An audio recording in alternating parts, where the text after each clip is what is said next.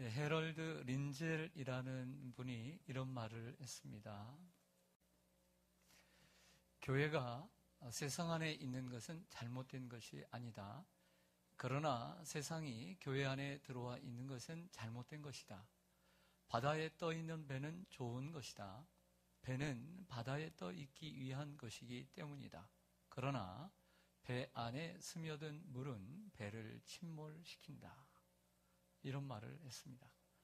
이걸 가리켜 세속화라고 얘기를 합니다. 따라서 하겠습니다. 세속화. 세속화라는 말은 교회가 세상과 별반 다르지 않고 구별이 없다는 것을 세속화라고 이야기를 합니다. 교회가 세상과 구별되고 또 교회가 세상의 희망이 되어야 하는데 그렇지 못한 현 교회들의 모습을 보면서 참으로 안타깝기 그지없습니다. 욕심으로 가득 찬 교회 지도자들의 모습, 그리고 기득권자들의 이기적인 모습, 한 지체로서 서로 협력하고 세워가야 하는데 싸움과 다툼으로 얼룩져가는 교회와 성도들의 모습을 심심치 않게 보고 있습니다. 이러한 세속화, 또 하나 교회가 요즘 우리가 시급한 문제 가운데 하나는 이교화라고 하는 것입니다. 따라서 하겠습니다. 이교화. 이교화라는 건 뭐냐면 교회는 나름대로의 정체성과 독특성을 가지고 있습니다. 그런데 교회가 다른 종교와 별반 다르지 않다라고 하는 거죠. 다른 종교를 많이 닮아가는 것을 이교화라고 이야기를 합니다. 이교화를 보여준 대표적인 예가 기복주의식인 신앙입니다. 무조건 복을 구하는, 그리고 현세주의적인 신앙, 기적과 이적만을 바라는 신앙, 이러한 것을 세상 사람들이 다른 종교를 믿는 것과 별반 다르지 않는 그런 것을 이교화라고 이야기를 합니다. 분명히 예수님 안에서 충분히 기적도 일어날 수 있고 놀라운 일들이 많이 일어날 수 있습니다. 과학과 그리고 의학이 할 수 없는 일들을 예수님은 하실 수 있습니다. 또 그러한 하나님의 능력을 몸소 체험하고 하나님을 알지 못했던 영혼들이 하나님을 알아가고 또 하나님을 더 깊이 섬기는 것은 또 은혜 중에 은혜이지만, 그렇지만 그것은 하나님을 믿도록, 하나님을 발견할 수 있도록 하는 하나님의 돕는 손길이지 신앙의 본질과 핵심은 아닙니다. 신앙의 본질과 핵심은 하나님이신 예수 그리스도가 자신의 모든 것들을 버리고 우리를 구원하시기 위해서 이 땅에 오셨고 우리를 위해서 십자가를 지시고 부활하셨습니다. 그 부활하신 예수님을 믿고 인격적으로 그 예수님을 만나는 것이 신앙의 본질입니다. 그 예수 그리스도의 십자가와 사랑을 깨닫고 십자가와 부활의 능력을 깨닫고 내가 죄인이구나. 내가 죄인인 것을 깨닫고 그게 예수 그리스도를 통해서 보여주신 하나님의 사랑의 길이와 넓이와 높이와 깊이를 깨달아 이 땅을 살면서 수많은 어려움이 있을지라도 하나님의 나라만을 바라보고 오직 하나님께서 내게 주신 것을 남과 비교하지 않고 최선을 다하며 믿음으로 살아가는 것, 이것이 신앙의 본질인 것입니다. 제가 오늘 세속화라고 하는 단어를 쓴 것은 오늘 본문과 연관이 있기 때문입니다. 대화 방식 가운데 요즘은 인터넷을 통해서 채팅을 하고 혹은 그 가운데 서로 소통을 하는 방송들이 참 많더라고요. 혹은 많은 사람들이 요즘 이제 일어나는 어떤 한 지도자가 많은 사람들을 불러다 놓고 이야기를 할 때 질문이라는 방식을 사용을 해요. 묻고 대답하고 그러면 사람들이 다 종이 하나씩 들고 거기에다가 쓰죠. 커피는 뭐라고 생각하는가? 그러면 커피는 무엇이다. 이렇게 쓴단 말이에요. 그러면 주고받는 대화를 통해서 진행이 되는 경우들이 있는 걸 보게 됩니다. 대화의 방식 가운데 중요한 방식은 질문이라는 것입니다. 오늘 야고보는 3장 11절에서도 질문의 방식을 사용을 했는데 오늘 4장 1절에서도 보면 질문의 방식으로 오늘 이야기를 꺼내고 있습니다. 화면 1절 보시죠. 너희 중에 싸움이 어디로부터, 다툼이 어디로부터 나느냐? 질문입니다. 너희 지체 중에서 싸우는 정욕으로부터 나는 것이 아니냐? 안타깝게도 싸움이 어디서부터, 다툼이 어디로부터 나오느냐? 너희 중에 있다 그러는 거예요. 디아스포라 유대인들 가운데 그 교회들이에요. 오늘 이 편지를 쓰고 있는 그 교회들의 독자들의 그 교회에 싸움과 다툼이 있었다는 얘기예요. 싸움과 다툼이 있었다. 근데 그 다툼이 어디로부터 나느냐? 너희의 정욕으로부터 난다라고 이렇게 대답을 하고 있습니다. 여기서 싸움과 다툼이라고 하는 단어는 무엇일까를 생각해 보았습니다. 그랬더니 싸움과 다툼이라고 되어 있지만 헬라어 단어나 그리고 킹 제임스 버전을 보면 싸움이라고 하는 단어는 복수로 되어 있는데 싸움들을 전쟁들 이렇게 되어 있습니다. 전쟁들 그리고 다툼을 싸움들 이렇게 번역을 하고 있는 것을 보게 됩니다. 야고보는 성도들 간에 교회 안에 일어나는 이러한 다툼과 이러한 분열을 가리켜 전쟁이라고 선포를 합니다. 전쟁이다.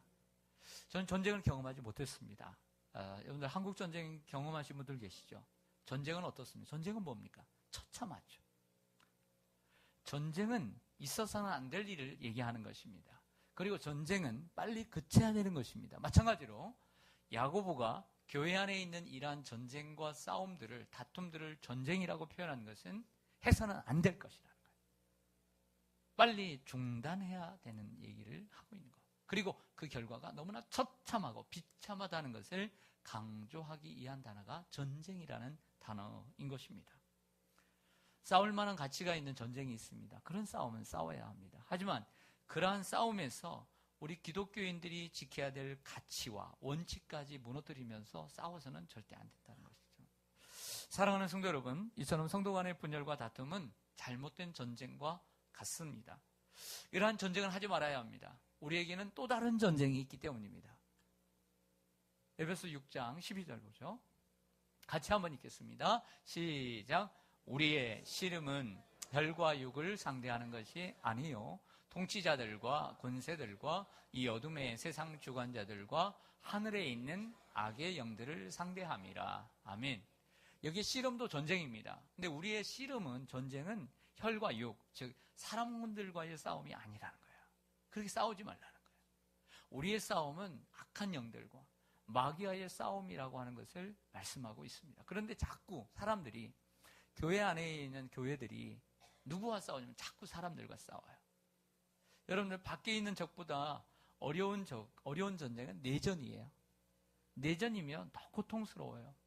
밖에 사람들과 싸우게 되면 그래도 우리끼리 하나라가 되잖아요. 그런데 내전이 일어나게 되면 여기에 있는 성도들끼리 싸워요. 같은 형제 자매들끼리 싸워요. 법정 소송까지 나아가요. 이래서는 안 된다는 거죠.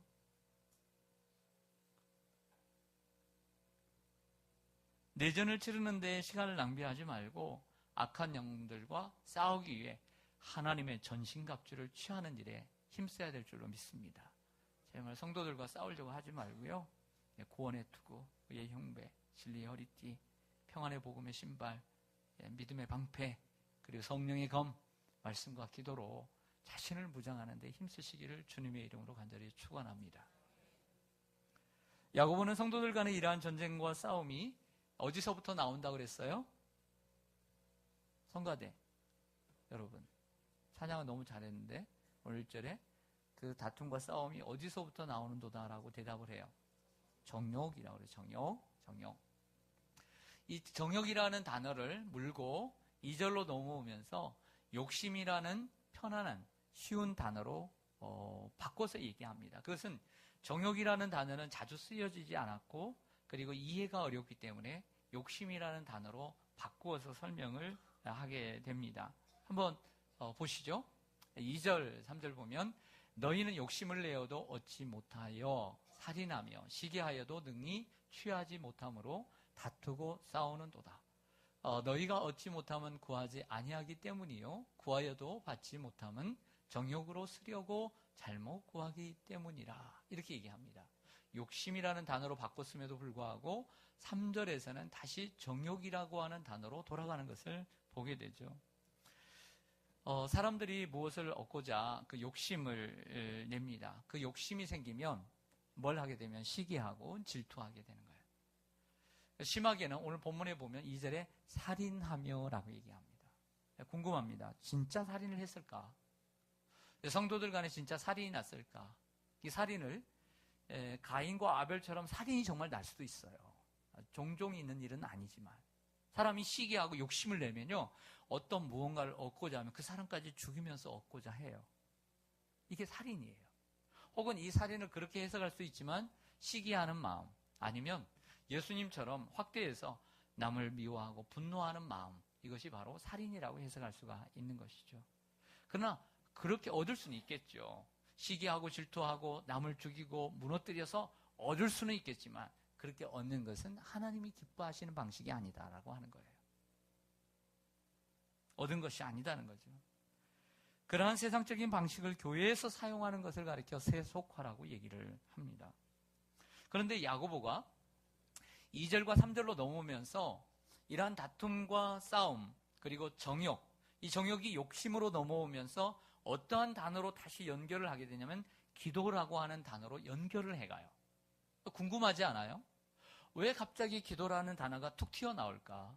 너희들이 얻지 못하면 구하지 않기 때문이고, 너희가 구하여도 얻지 못하면 정욕으로 쓰려고 너희들이 구하기 때문이라. 기도로 넘어오고 있다는 거예요. 왜 그럴까? 왜 그럴까? 설명을 해드리고자 합니다. 2절 하반절을 좀 보시죠. 2절 하반절 시작. 너희가 얻지 못함은 구하지 아니하기 때문이요. 아멘. 여러분, 우리가 무엇을 얻기 위해서 욕심을 갖는 것은 나빠요, 안 나빠요, 성가대 여러분?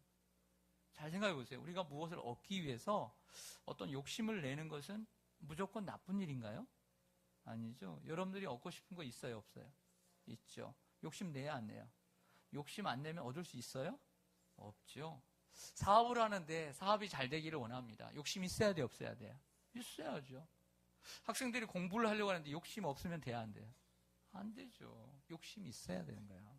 그런데 문제는 그 욕심을 채우기 위해서 사용한 방식이 성도들은 시기와 질투와 미움과 다툼과 싸움과 살인이었다는 거예요. 이건 세상적인 방식이라는 거예요. 이렇게 사용해서는 안 된다는 거죠. 하나님의 방식을 사용하지 않고 세상의 방식을 사용하고, 하나님을 의지하며 문제를 해결해가고, 하나님을 의지하며 나의 그 꿈과 야망과 비전과 소망을 이루어가지 못하고 세상적인 방식으로 나의 꿈과 욕망을 이루어가려고 하는 이러한 모습을 지적하는 것입니다. 자, 이러한 성도의 모습 속에 하나님을 의지하지 않고 세상을 의지하고 하나님의 방식이 아닌 세상의 방식으로 자신의 욕심을 채워가려고 하는 사람들이 기도를 하겠어요? 안 하겠어요? 안 하죠. 혹 하더라도 욕심으로, 정욕으로 구하기 때문에 하나님이 주시지 않는다는 말씀인 것이죠. 자신의 욕심을 채울 대상으로 하나님 대신 세상을 택했습니다. 기도가 무슨 필요가 있겠습니까? 그러므로 삶을 살아가는 방식과 기도는 대단히 중요합니다. 삶을 살아가는 방식이 세상 방식인데 기도는 한다. 그러면 언밸런스가 되는 거예요. 세상을 살아가는 방식과 하나님께 기도하는 방식이 같을 때 하나님이 기뻐하실 수 있는 것입니다. 자, 사울이라는 왕이 생각이 났습니다. 이스라엘의 초대왕 사울왕이 이스라엘이 어려움을 당했을 때에 하나님의 방식으로 하나님을 의지하며 기도하며 나라를 세웠습니다. 그래서 하나님께서 왕으로 그걸 기뻐하셔서 기름을 부어주셨어요. 하나님 앞에 기도했다는 것은 사울이 살아가는 삶의 방식이 기도였고, 그리고 모든 삶의 기초가 하나님께 있었고 하나님을 의지하며 살았다는 얘기예요. 기도했다는 것은. 그런데 세월이 흘러, 시간이 흘러 왕위에 여러 해 있다 보니까 하나님을 택하기보다 신접한 여인을 찾아가서 구했습니다. 신접한 여인을 구했다라고 하는 것은 세상을 의지했다는 것이죠. 그러니 사울이 전처럼 기도를 했겠어요? 안 했겠어요? 기도를 하게 되겠어요? 안 하게 되겠어요? 안 하게 되죠. 당연한 결과죠. 그러므로 여러분들 중에 기도를 안 하는 분들은 둘 중 하나예요. 교회를 얼마 나오지 않아서 기도를 할 줄 몰라.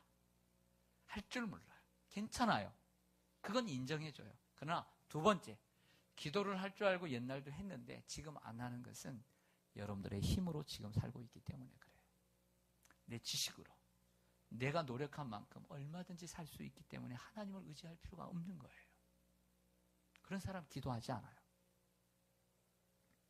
사랑하는 여러분, 오늘 야고보서 4장 3절에도 이렇게 얘기합니다. 다시 기도를 넘어가요. 3절에 보면 같이 읽겠습니다. 시작. 구하여도 받지 못함은 정욕으로 쓰려고 잘못 구하기 때문이라. 그랬습니다. 사실 한번 질문 드리겠습니다. 여러분들이 기도를 해요. 어떤 기도든. 세상 사람들도 기도를 합니다. 갑자기 하나님 안 믿어도 하나님 부처님 찾으면서 하는데, 그런 기도로 말고 정말 하나님이라는 분에게 기도를 했다고 하십시다. 옛날에 교회를 다녔던 분들이. 자, 하나님은 기도를 다 들으실까요? 안 들으실까요? 네? 다 들으시죠. 그럼 하나님은 응답을 다 하실까요? 안 하실까요? 다 하시죠. 그렇습니다. 하나님은 누가 기도하든 듣지 않는 기도가 없고 어떻게 기도하든 응답하지 않는 기도가 없습니다. 하나님 무조건 모든 기도를 다 들으세요. 그리고 응답을 해주십니다. 그런데 응답에는 3가지 응답이 있습니다. Yes, okay. 하나님이 그 기도를 기뻐하시고 응답해 주시는 거예요. 너희 기도가 마음에 들었다. 응답해 주시는 거예요. 2번째, No. 하나님이 거절하시는 거예요. 절대 나 응답하지 않다. 거절하신 거죠. 이것도 응답인 거예요. 뭐라고요? 이것도 응답이다. 따라합니다. 거절하신 것도 응답이다. 할렐루야. 날 구원하신 주 감사. 이런 찬송 있잖아요. 우리가 감사절에 많이 부르는. 이 노래의 2절을 보면 응답하신 기도 감사, 거절하심도 감사. 거절하신 것도 응답이라고 우리는 노래를 해요. 맞습니까? 거절하신 것도 응답이라고 그랬잖아요. 하나님이 들어주시지 않는 것도 응답인 거예요. 응답을 하죠. 3번째는 not yet. 아직 아니라는 거예요. 좀 더 기다리라는 거예요. 믿음이 부족하든 아니면 때가 아직 안 되었던 간에 아직은 기다려야 된다는 이런 기도 응답이 있습니다. 자신의 이기적인 욕심만을 채우기 위해 기도하는 사람의 기도를 하나님이 다 들어주시면 어떻게 될까요? 하나님은 그런 기도 들지 않으시는 거예요. 만약에 자신의 욕심을 채우기 위해서 기도하는 기도를 하나님이 다 들어주시면 어떤 문제가 생기냐면 그 사람이 하나님을 떠나요. 그리고 하나님을 떠나지 않아도 하나님을 바르게 이해하지 못해요. 뭘 이해하게 되는 거예요. 잘못 이해하게 되는 거예요. 그러면 하나님을 바르게 섬기느냐? 바르게 섬기지 않아요. 다른 신처럼 섬기게 되는 거예요. 그 사람이 바로 교회 안에 조금씩 세속화의 주범이 되어가는 거예요. 우리 자신도 남들이 세속화를 만든다라고 생각하지 말고 내 잘못된 신앙이 교회의 세속화를 빨리 앞당길 수 있다는 것도 늘 깨어 기도해야 돼요. 할렐루야. 가장 중요한 사람은 목사고, 그리고 중직자들이고 영향력 있는 사람들이 더 큰 책임을 통감해야 돼요. 그러므로 우리는 날마다 개혁해야 돼요. 개혁이란 다시 돌아가는 거예요. 하나님의 방식으로. 얼마나 이 교회 안에 세속적인 물결이, 세상적인 방법이 여러분 들어와 있다고 생각지 않으세요? 네? 모든 교회가 그렇지는 않지만 어제 그 아래에서 그것이 알고 싶다 해서 나온 과천의 은혜롭교회 신옥주 교주만 그런 것이 아니라 그런 사람들은 목사라고도 할 수 없고 교주라고 불러야 돼요. 교주. 어제 그걸 보면서 얼마나 마음이 아픈지 몰라요. 예수를 안 믿는 사람이 저 사람 때문에, 이 방송 때문에 얼마나 더 많은 사람들의 마음이 다칠까. 얼마나 아내를 옆에서 핍박하고 교회를 함부로 보내지 않으려고 반대할까. 너무나 마음이 아팠어요. 자신의 욕심만을 채우기 위해서 400여 명을 노예로 만들고 피지를 낙토라고 하고 천국이라고 하고 자신의 욕심만을 채워가는 그 사람. 그리고 어리석게도 그것이 정말 하나님 말씀이라고 따르는 그 어리석은 사람들.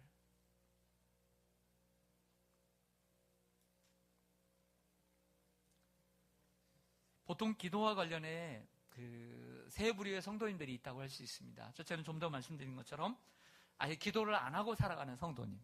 기도를 안 하고 사는 성도님은 특징은 뭐냐면 그 원인은 기도할 줄 몰라서. 그러나 적어도 예수를 믿고 하나님을 아버지라고 부르면요 식사 기도라도 해야 되고요. 그리고 어려울 때라도 하나님을 찾아야 돼요. 대화니까 하나님 도와주세요. 이게 기도예요. 근데 또 하나는 기도하지 않은 사람은 자신의 힘과 자신의 지식과 자신의 방식으로, 자신의 능력으로, 자신의 노력으로 얼마든지 내 가정을 부양할 수 있고 얼마든지 내 인생 행복하게 살 수 있다고 생각하는 이러한 크리스찬들, 절대 기도하지 않아요. 기도는 할지 모르지만 그 기도는 다 형식이에요. 두 번째는 기도는 하긴 하는데 정욕으로 구하고 자기 욕심만을 채우기 위한 기도를 하는 사람들. 세 번째는 하나님은 우리 믿는 자들의 마음속에 하나님이 이루시고자 하는 뜻을 주시기 위해서 소원을 두고 행하시게 해요. 소원을, 우리의 마음속에 소원을 주세요. 이것을 이루어야 드려야 되겠다라고 소원을 두고 행하시게 합니다. 그래서 하나님이 주신 그 뜻을 품고 그 소원을 이루어드리기 위하여 필요한 물질을 달라고, 필요한 사람을 세우고 붙여달라고, 그리고 필요한 환경을 달라고, 그러한 능력을 나에게 달라고 간구하는 기도가 있어요. 이런 기도를 해야 돼. 할렐루야. 이런 기도가 하나님 기뻐하시는 기도인 것이죠. 사랑하는 성도 여러분, 두 번째와 세 번째의 기도는 사실은 구분이 힘듭니다. 누구만이 알까요? 자신만이 알지. 그리고 하나님만이 아시는 기도예요. 구분이 몰라요. 여러분들이 아시는 거죠. 사랑하는 여러분, 정말 이 세 번째 사람처럼 하나님께서 그 말씀을 통해서, 삶을 통해서 여러분들에게 소원을 주시기를 원합니다. 그게 하나님의 뜻이거든요. 그럼 우리의 마음판에 새겨진 이 하나님의 소원을 이루어드리기 위해서 우리는 기도하는 거예요. 노력하고 땀 흘리고 애써서 살아가는 거예요. 이게 믿음으로 살아가는 거예요. 네, 믿음으로.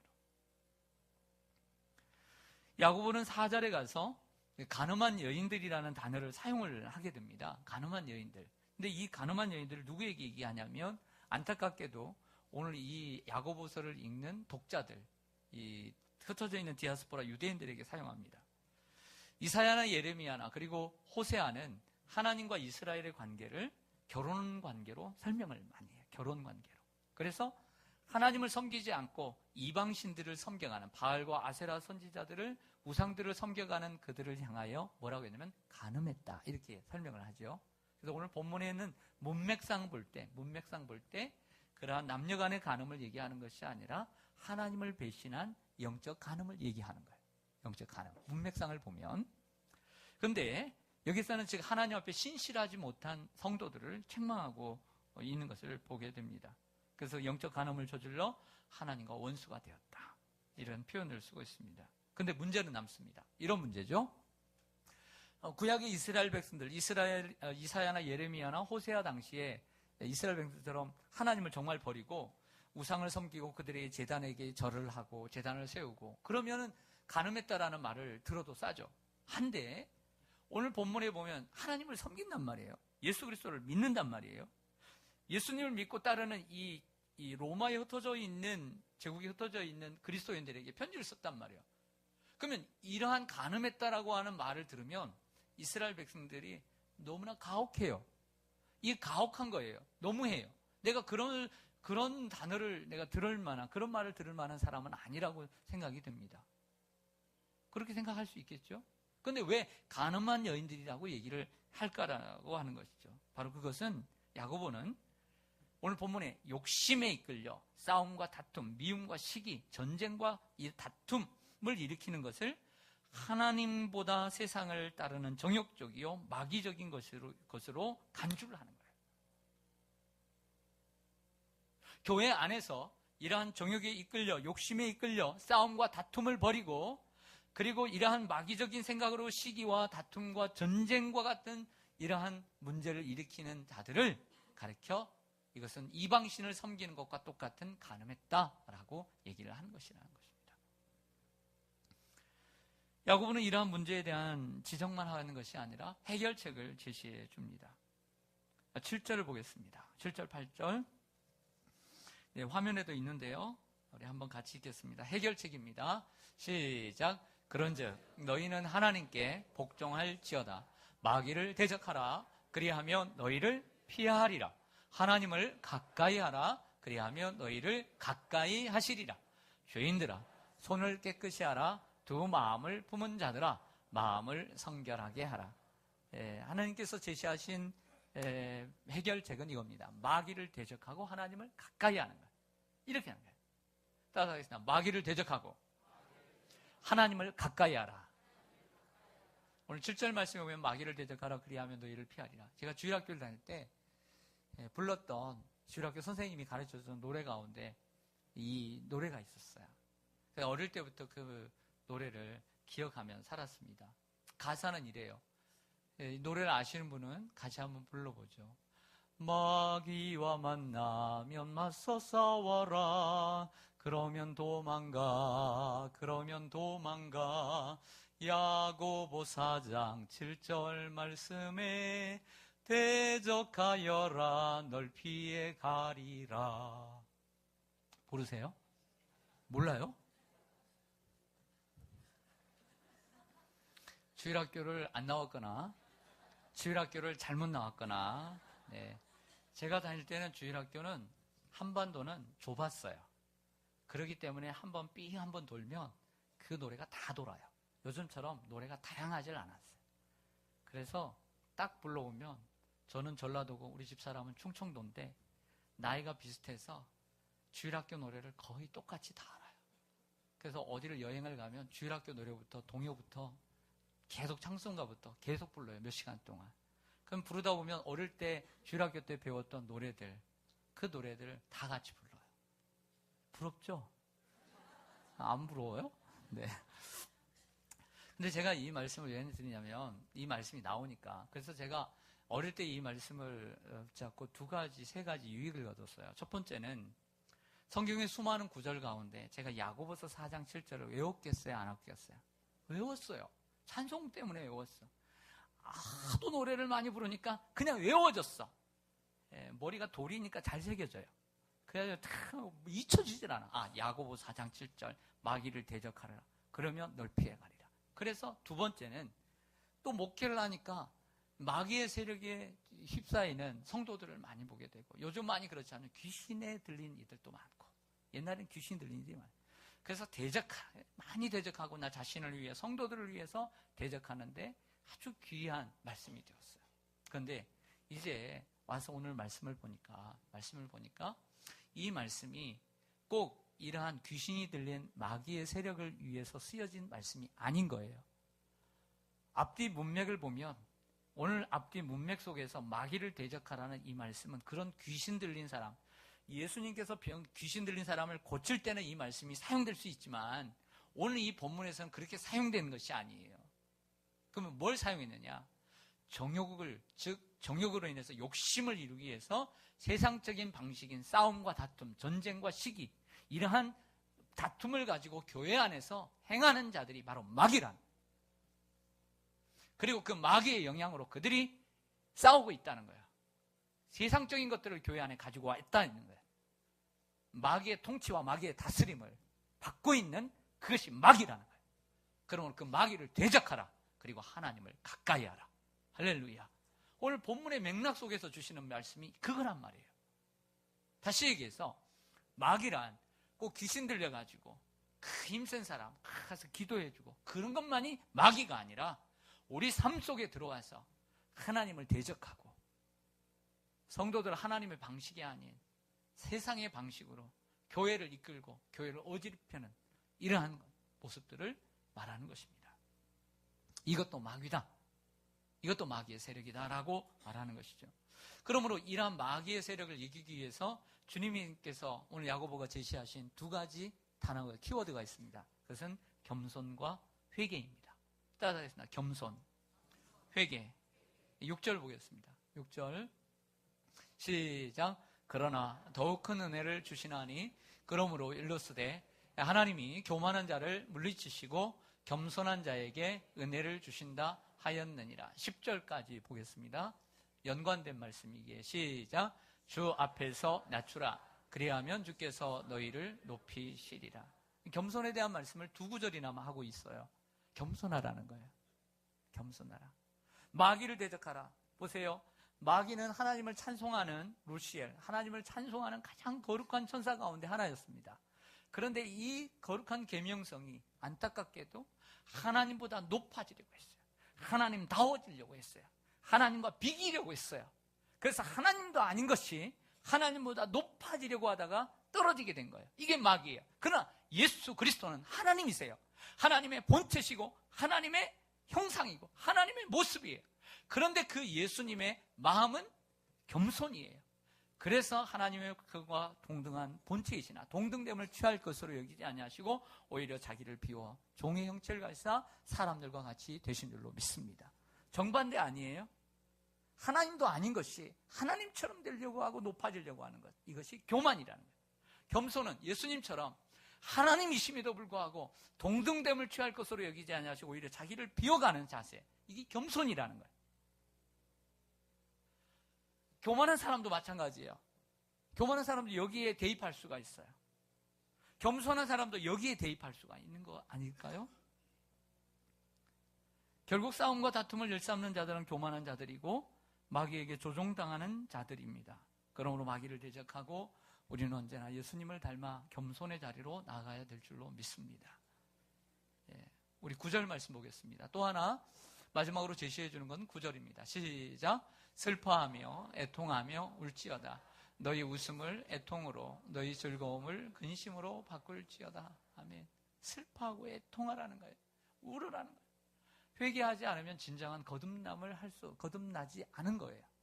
정말 자신이 죄인인 것을 깨닫고 예수 그리스도의 사랑에 너무나 감사해서 내가 죄인 중에 괴수라고 가슴을 치며 회개하는 그 역사가 있어야만이 그 사람이 진정 예수를 믿는 사람이에요. 그러한 경험들이 여러분들에게 있기를 원합니다. 제가 이거 유튜브에서 그 성가대 세미나를 이렇게 보게 됐는데요. 어떤 교수님이 하는데 이런 얘기를 하더라고요. 이제 레슨을 하는 가운데서 이런 하더라고요. 이제 여자분들이 이제 아기를 낳으면 이게 배가 처지게 돼가지고 이렇게 소리를 내는데 소리가 이렇게 울린대요. 움직인다는 거예요. 안 되거든요. 그러면 어떻게 하면 코칭을 하면서 어떻게 하면 고칠 수 있는가? 그 팁을 여러 가지 얘기를 하는데 첫째 스텝이 뭐냐면 다른 게 아니에요. 뭘까요? 어떻게 고치냐면 자각해야 된대요. 내 소리가 이렇게 나오는구나. 이렇게 내서는 안 되겠구나. 그걸 아는 것이 첫 번째 단계라는 거예요. 회개는 남이 뭐라고 해서 되는 게 아니에요. 자기가 깨달아야 회개가 되는 거예요. 제가 아무리 얘기하고 옆에 가족들이 아무리 얘기해도요, 안 돼요. 자신이 깨달아요. 여러분, 우리 자식들 공부하라 해도 돼야 안 돼요? 되는 애들도 있겠지만 대부분 안 돼요. 어떻게 하면 돼요? 본인이 깨달아요. 야, 이렇게 공부 안 하고 이런 학생이 되면 내가 뭐 먹고 살까? 정말 깨닫고 그래야 공부하게 되는 거예요. 여러분, 남들이 야, 살 빼라 해서 살 빼요? 안 돼요. 건강에 이상이 생기거나 야, 내가 이게 안 되겠구나. 자신이 깨달을 때 말하지 않아도 빼요, 안 빼요? 빼죠. 자신이 깨달아야 돼요. 회개도 남들이 뭐라고 해서 하는 게 아니에요. 자기가 정말 안 되겠구나. 내가 정말 죄인이구나. 이래서는 안 되겠구나 하고 돼야 이게 회개가 되는 거예요. 근데 회개는 무엇을 통해서 성경을 보면 회개는 이루어지는가? 하나님의 소리를 통해서 이루어지는 거예요. 하나님의 소리는 두 가지인데요. 첫째는 하나님의 말씀이에요. 이사야 55장에 보면 뭐라고 얘기하냐면 너희는 귀를 기울이고 내게 나와 들으라. 그리하면 너희 영혼이 살리라. 하나님의 말씀의 소리를 들음으로써 우리가 회개가 일어나고 그리고 사람이 다시 회복되는 줄로 믿습니다. 또 하나는 찬송의 소리예요.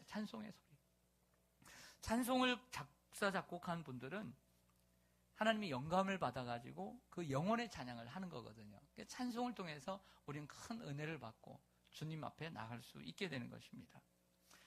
한국인들이 가장 좋아하는 찬송 1위는 찬송가 305장 나 같은 죄인 살리신이라고 합니다.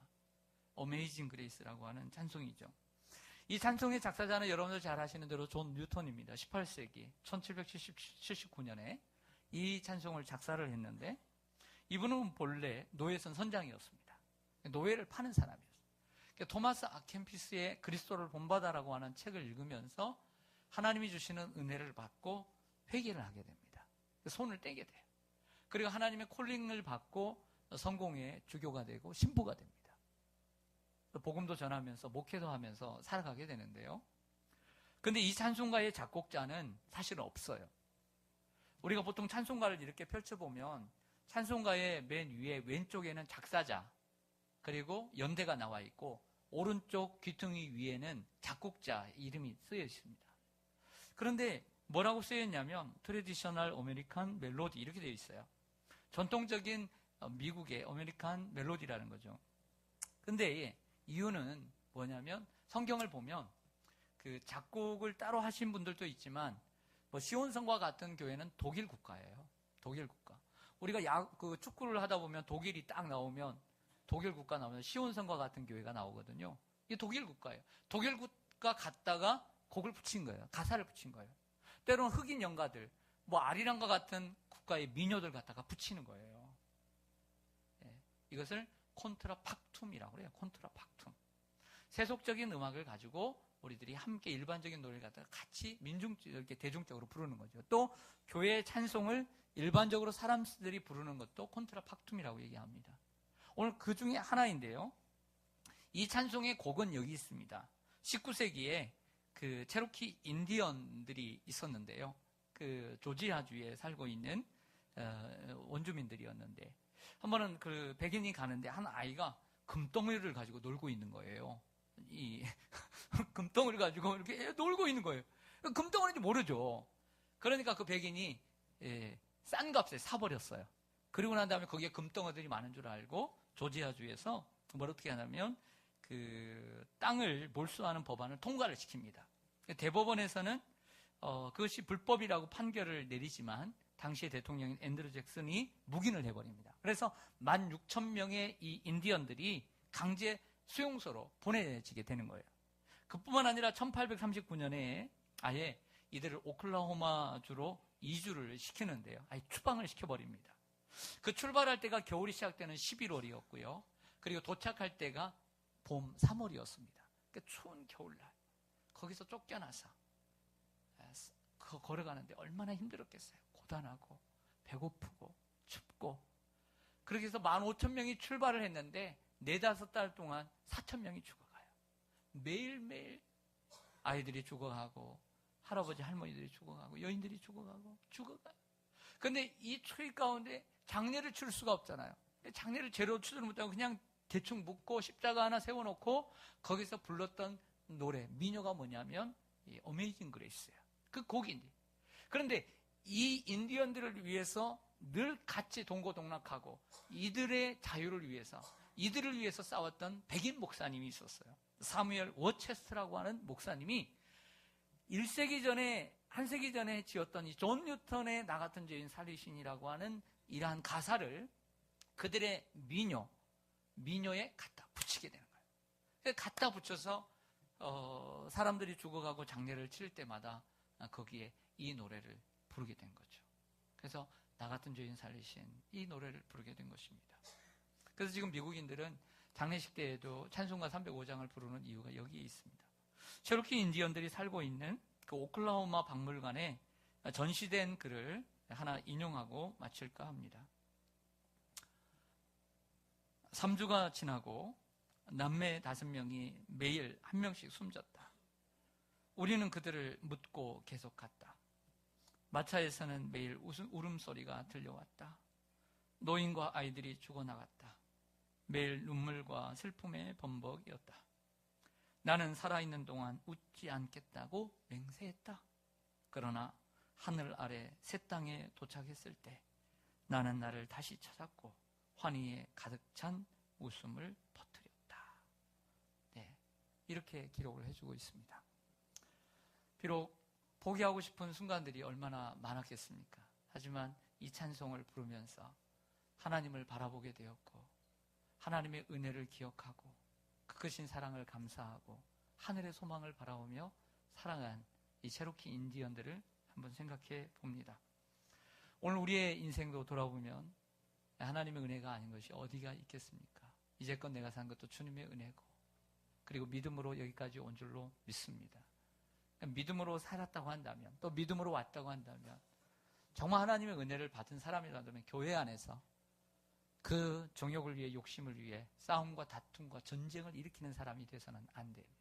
왜냐하면 그것은 마귀의 일이기 때문입니다. 마귀를 대적하고 늘 겸손의 자리에 서서 하나님 앞에 나가는 저와 여러분 되시기를 간절히 소망합니다. 기도하겠습니다.